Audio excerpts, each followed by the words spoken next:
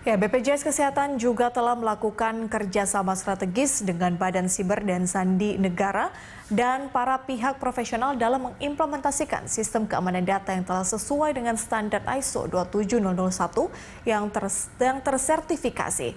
Namun 297 juta data peserta BPJS bocor. Lalu apa yang bisa kita pelajari dari kasus ini sehingga hal itu tidak kembali terulang? Sudah bersama kami melalui sambungan video conference ada juru bicara Badan Siber dan Sandi Negara atau BSSN, Pak Anton Setiawan. Pak Anton, selamat sore.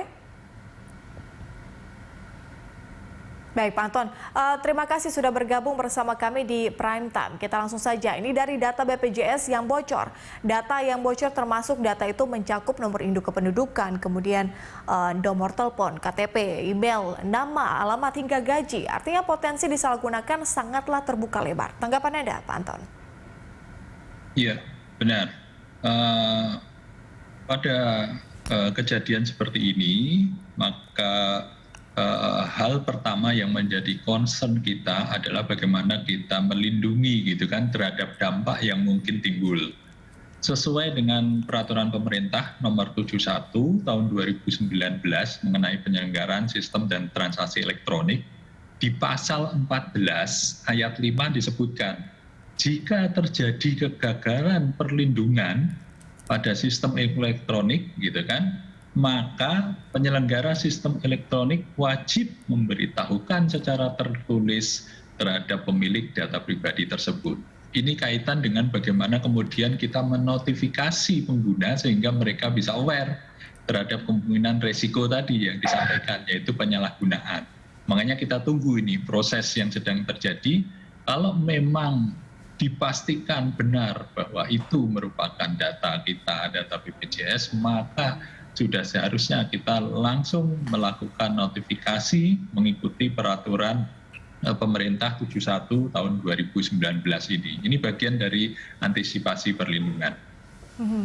Oke, Pak Anton, BPJS juga telah mengatakan bahwa telah bekerja sama dengan pihak terkait dalam melindungi data. Namun masih saja bocor nih Pak Anton. Seperti apa sebenarnya sistem pertahanan data kita dan seberapa hebatkah sistem peretas yang ada?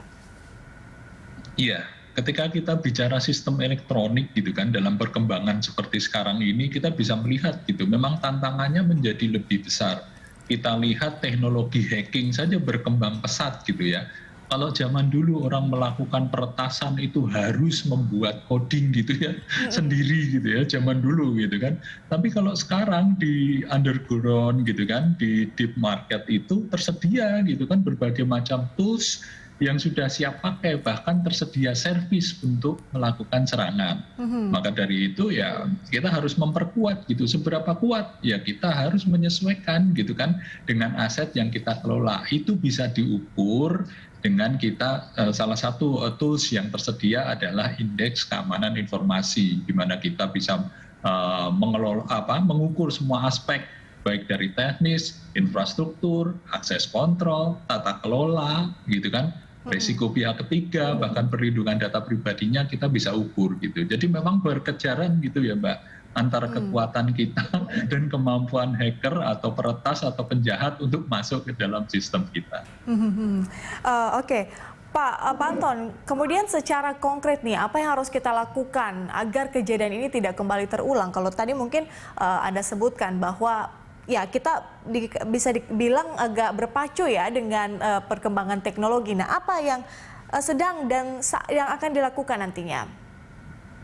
Saya pikir kita harus membuat terobosan gitu kan dalam cara kita mengamankan sistem elektronik. Salah satunya ketika ini sudah berkembang menjadi sistem yang kompleks dengan pengguna yang jumlahnya jutaan, kita harus mengembangkan sistem verifikasi dan otorisasi tentunya yang baru gitu ya. Kalau kita ambil contoh gitu kan, di banyak sistem kita proses verifikasi dan otorisasi itu digabung gitu kan. Misalkan untuk melakukan sesuatu yang kritikal kita diminta misalkan data nama ibu kandung. Nah ini kan teknologi keamanan yang muncul di tahun 80-an Mbak. Gitu. Ketika nama ibu kandung itu bukan sesuatu yang gampang didapatkan gitu. Orang tidak tahu nama ibu kandung saya gitu. Tetapi kalau teknologi yang di tahun 80 ini masih kita pakai di tahun 2020 gitu kan, orang itu dengan gampang tahu gitu nama ibu kandung saya gitu. Kalau kemudian nama ibu kandung dijadikan proses akhir dari otorisasi untuk melakukan sesuatu transaksi di sistem elektronik, itu menjadi berbahaya. Jadi kita harus ubah caranya gitu kan, cara memverifikasi, cara memberikan otorisasi di era digital seperti sekarang ini, tidak menggunakan teknologi-teknologi yang mungkin sudah tertinggal gitu, dan memang sudah terbukti banyak kejahatan muncul dari situ. Pak Anton, sebagai afirmasi, artinya teknologi yang kita gunakan ini sudah benar-benar up to date, Pak Anton, atau seperti apa? Ya, harus kita kembangkan tadi, makanya harus kita ubah gitu ya. Bukan hanya teknologi, tetapi dari proses gitu kan, dari orangnya yang menjalankan gitu kan. Teknologinya sudah kita ini dengan baik, tetapi banyak kasus misalkan teman-teman yang di front end gitu ya, yang melakukan layanan tidak melakukan langkah-langkah keamanan dengan baik, melakukan verifikasi dan otorisasi dengan ceroboh, itu juga akan mengganggu gitu, akan mengancam bagi sistem kita. Makanya ketika kita bicara keamanan siber, maka kita akan bicara teknologinya, prosesnya, ya, tata kelola termasuk orangnya, gitu. Semuanya kita harus lingkupi gitu kan, supaya untuk tadi bisa menahan serangan yang makin hari semakin canggih.